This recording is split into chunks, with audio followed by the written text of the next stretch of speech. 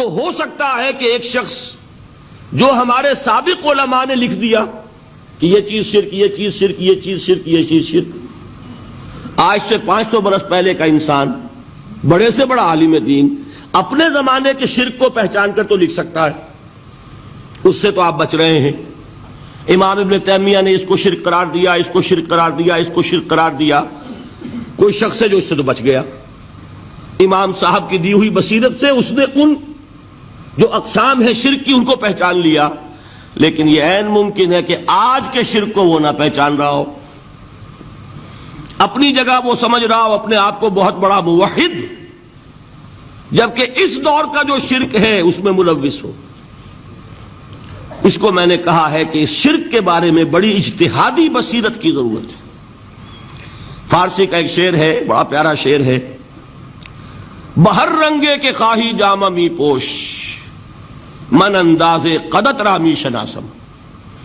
اپنے محبوب سے کہہ رہا ہے شاعر کہ تم جس طرح کا چاہو لبادہ اوڑھ لو، میں تمہیں تمہارے قد سے پہچان لوں گا، کتنا ہی چھپا لو اپنے آپ کو، کیسے ہی لباس بدل لو، بہر رنگے کے خواہی جامہ می پوش، من انداز قدت رامی شناسم، میں تمہارے قد سے تمہیں پہچان لوں گا۔ یہ اگر بصیرت نہ ہو کہ شرک کو اس کے قد سے پہچان سکیں آپ، اس کے لیے ضرورت ہے اصولوں کی۔ دیکھیے جس طرح الجبرا کے اصول ہوتے ہیں، فارمولہ ہے، فارمولہ ہاتھ میں آ گیا، مسئلے حل کرتے چلے جا رہے ہیں، آپ اپلائی کرنے کی دیر ہے فارمولے کی۔ اگر آپ نے صرف گنتی کر کے کسی زمانے کے شرک وہ تو سمجھ لیے، لیکن وہ بصیرت باطنی حاصل نہیں ہوئی، اجتہادی بصیرت، وہ اصول ہاتھ میں نہیں آئے کہ جس سے آپ پہچان سکیں، تو ہو سکتا ہے کہ اس دور کے شرک کو آپ نہ پہچان سکیں۔ اس کے لیے ضرورت ہے کہ اصل اصول ہاتھ میں آ جائیں تاکہ ان اصولوں کو اپلائی کریں۔ ایک بات مجھ سے اور سن لیجئے، میرا اپنا یہ تاثر ہے، ہمارے دین میں خیر، بھلائی، نیکی، چاہے وہ نظریے کی ہو، علم کی ہو، عقیدے کی ہو، عمل کی ہو، اخلاق کی ہو، وہ سب کیا ہے؟ وہ توحید ہی کے شجرہ طیبہ کی شاخیں ہیں۔ اور شر، برائی، گمراہی، خیالات کی ہو، نظریات کی ہو، علم کی ہو، عقیدے کی ہو، عمل کی ہو، اخلاق کی ہو، سب کے ڈانڈے شرک کے شجرہ خبیثہ سے ملتے ہیں۔ اس شجرہ خبیثہ کے برگوبار ہے جو بھی برائی ہے، عمل کی یا علم کی، اور اس شجرہ طیبہ کے برگوبار ہے جو بھی خوبی ہے، عمل کی یا عقیدے کی۔ یہ میرا تاثر ہے، اور جب تک اس انداز میں وہ آپ کو اندرونی رشتے ظاہر نہیں ہوں گے، آپ پر منکشف نہیں ہوں گے، وہ اجتہادی بصیرت جو ہے پیدا نہیں ہو سکے گی۔ اب آئیے ایک اور بات دیکھیے، شرک میں اور الحاد میں کیا فرق ہے، یہ بھی ہم نہیں سمجھتے۔ الحاد، مادہ پرستی، وہ کیا ہے؟ ایتھیزم، کسی بھی خدا کا انکار۔ ہمارے آج کے دور کی سب سے بڑی گمراہی یہ ہے۔ شرک کیا ہے؟ خداؤں کو ماننا۔ یہ کیا ہے؟ تھیزم ہے، لیکن پولی تھیزم ہے۔ توحید کیا ہے؟ مونو تھیزم ہے، ایک خدا کا ماننا۔ لیکن شرک کے اندر ایک اور حقیقت کو پہچان لیجئے، شرک میں ہمیشہ ٹاپ پر ایک خدا کو مانتے ہیں، باقی سارے خدا نیچے ہوتے ہیں، اوپر جا کر وہ توحید ہوگی ہمیشہ۔ کوئی مشرکانہ نظام ایسا نہیں ہے جو ٹاپ پر جا کر توحید نہ بن جائے۔ دیکھیے ہندو دیویاں، دیوتا بے شمار، لیکن مہادیو وہ بھی کیا دو ہیں؟ مہادیو وہ تو ایک ہے۔ انگریزی میں گاڈز، گاڈیسز، لیکن وہ چھوٹے جی سے لکھے جائیں گے، چھوٹے جی سے لکھے جانے والے gods and goddesses. Roman mythology ہو، گریک مائتھولوجی ہو، ان دیویوں دیوتاؤں کے نام ہی آپ نہیں یاد کر سکتے، لیکن گاڈ بڑے جی سے، وہ ایک ہے کہ نہیں؟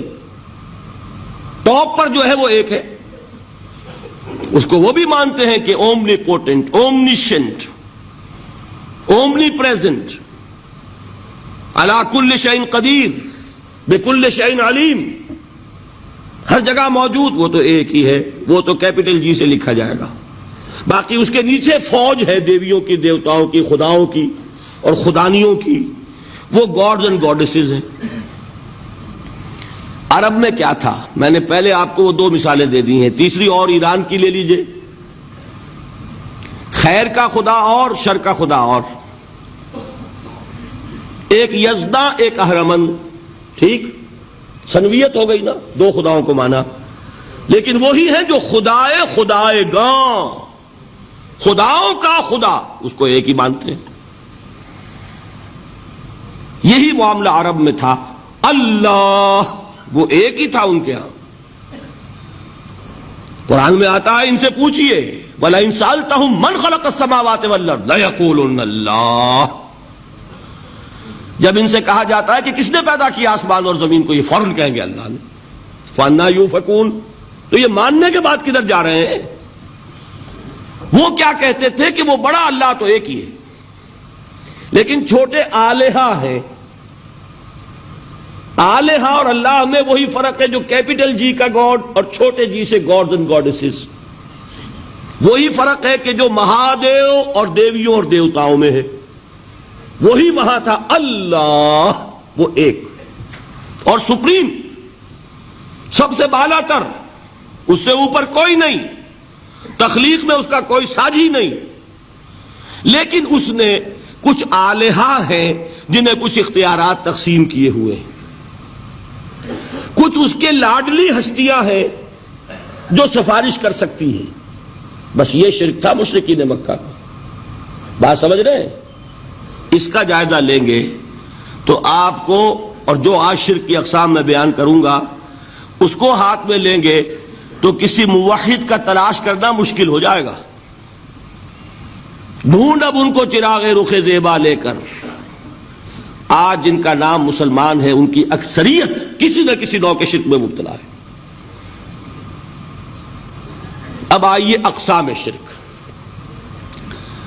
اقسام شرک میں بھی وہی کیفیت ہے جو نفاق کے بارے میں میں نے عرض کی تھی کہ ایک تقسیم یہ ہے جو علماء نے کی ہے، ایک ہے عقیدے کا نفاق، ایک ہے عمل کا نفاق، اسی طرح ایک ہے عقیدے کا شرک، ایک ہے عمل کا شرک، عقیدے میں نہیں ہے عمل میں ہے۔ ایک تقسیم آپ نے سنی ہوگی شرک جلی، شرک خفی، ایک ہے ننگا شرک، کھلم کھلا شرک، ایک ہے چھپا ہوا شرک جو نظر نہیں آتا۔ لیکن ایک مغالطہ اپنے دل سے نکال دیجئے، بعض لوگ شرک خفی کو شرک نہیں سمجھتے، یہ بہت بڑی غلطی ہے۔ اگر وہ شرک نہ ہوتا تو حضور اسے شرک نہ کہتے، کوئی اور لفظ، عربی زبان کا دامن جو ہے محدود نہیں ہے، پھر اس کے لیے کوئی اور لفظ اختیار فرمایا جاتا ہے وہ شرک۔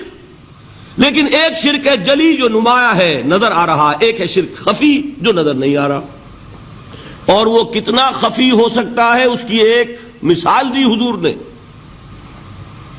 شرک خفی اتنا خفی ہو سکتا ہے، ذرا مبالغہ دیکھیے جو حضور نے بات کو سمجھانے کے لیے مثال میں جو مبالغہ اختیار فرمایا۔ ایک سیاہ اندھیری رات میں ایک سیاہ پتھر پر ایک سیاہ چیونٹی کو رینگتے ہوئے دیکھنا جتنا مشکل ہے، اتنا ہی شرک خفی کا پہچاننا مشکل ہے۔ بتائیے، آپ نے فرمایا انا افصح العرب، میں عرب کا فصیح ترین انسان ہوں، اس سے آگے کوئی مثال دی جا سکتی ہے؟ اندھیری رات، تاریک رات، پتھر سیاہ، چیونٹی سیاہ، کون دیکھ سکتا؟ جتنا اس کو دیکھنا ناممکن ہے اتنا ہی شرک خفی کا پہچاننا مشکل ہے۔ گویا کہ اس سے تو اللہ ہی بچائے گا تو انسان بچے گا۔ ایک آخری بات تمہیداً اور عرض کر دوں، پھر میں چلوں گا اقسام پر۔ میری جو باتیں آپ کے سامنے آئی اس سے ایک منطقی نتیجہ نکلتا ہے، کوئی شخص اگر حقیقتاً شرک سے بچ جائے، واقعتاً شرک سے بچ جائے، ہر قسم سے بچ جائے، اس سے بھی اوپر کوئی انسان ہوگا؟ گویا کہ یہ آخری منزل ہے، یا یوں کہیے کہ جس شخص کے بارے میں اللہ تعالیٰ یہ مان لے کہ میرا یہ بندہ شرک سے بری ہے، اس سے بڑی سند کوئی ہے؟ دی ہائیسٹ ٹیسٹیمونیل، سب سے بڑی سند، سب سے بڑی تعریف جو بندے کی ہو سکتی ہے وہ کیا ہے؟ یہ مشرک نہیں۔ یہی وجہ ہے، دیکھیے آپ قرآن مجید میں حضرت ابراہیم کے ذکر میں دیکھیں گے، ابراہیم کا مقام کیا ہے؟ خلیل اللہ، ابو الانبیاء، امام الناس، تین نسبتیں ہیں، تینوں بڑی عظیم۔ اللہ کے ساتھ نسبت کیا ہے؟ خلیل، واتخذ اللہ ابراہیم خلیلا۔ ابو الانبیاء، کتنے نبی ہیں ان کی نسل میں؟ اسحاق اور اسماعیل سے چلیے، پھر یعقوب اور یوسف، اور پھر چلیے موسیٰ اور ہارون، اور پھر چلیے سارے انبیاء بنی اسرائیل کے، حضرت عیسیٰ، پھر یہاں تک کہ محمد الرسول اللہ کس کی اولاد ہے؟ ابراہیم کی، ابو الانبیاء۔ اور نمبر 3، انی جاعلک للناس اماما، امام الناس۔ اور قرآن میں جو سب سے بڑی سند انہیں دی جاتی ہے وہ کیا؟ وما کان من المشرکین۔ وہ ابراہیم مشرکین میں سے نہیں تھے۔ معلوم ہوا کہ یہ سب سے بڑی سند ہے، سب سے بڑا سرٹیفکیٹ ہے، سب سے بڑا ٹیسٹیمونیل ہے جو اللہ کی طرف سے کسی کو مل جائے۔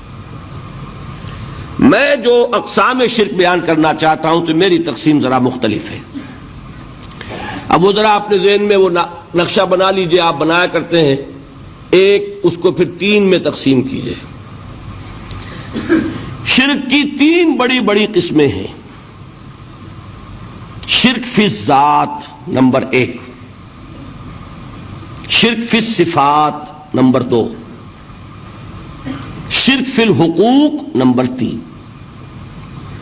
اور یہ میں عرض کر دوں آپ سے پہلے ہی، یہ مضمون بہت طویل ہے، میں آج صرف یہ کروں گا کہ خاکہ مکمل کر دوں۔ اب اس خاکے میں رنگ بھرنا، وہ تو ایک موضوع پر شرک فی الذات پر پوری تقریر ہونی چاہیے، شرک فی صفات پر ہونی چاہیے۔ ایک ایک گھنٹے کے میرے 6 کیسٹ ہیں اللہ کے فضل و کرم سے، جو کئی سال سے وہ پھیل رہے ہیں۔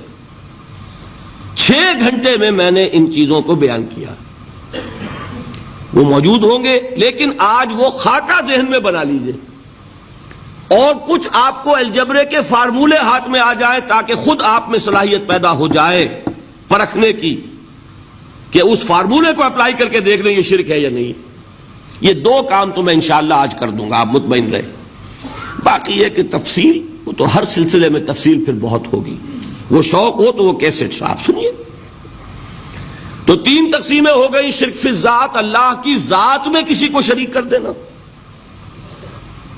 یہ سب سے زیادہ نمایاں، سب سے زیادہ جلی، سب سے زیادہ عریاں، اور اللہ تعالیٰ کو سب سے زیادہ مبغوض اور ناپسند شرک ہے۔ شرک فی الصفات نمبر 2، یہ ایک علمی مسئلہ ہے جس میں آدمی ٹھوکر کھا جاتا ہے اگر محتاط نہ ہو۔ بڑے سے بڑے آدمی کو ٹھوکر لگ جائے گی۔ اس کا میں فارمولہ صرف آپ کو دوں گا، وہ ذہن میں رکھ لیجئے، پھر جہاں چاہیں اپلائی کیجئے، انشاءاللہ تعالی آپ کو ٹھوکر نہیں لگے گی۔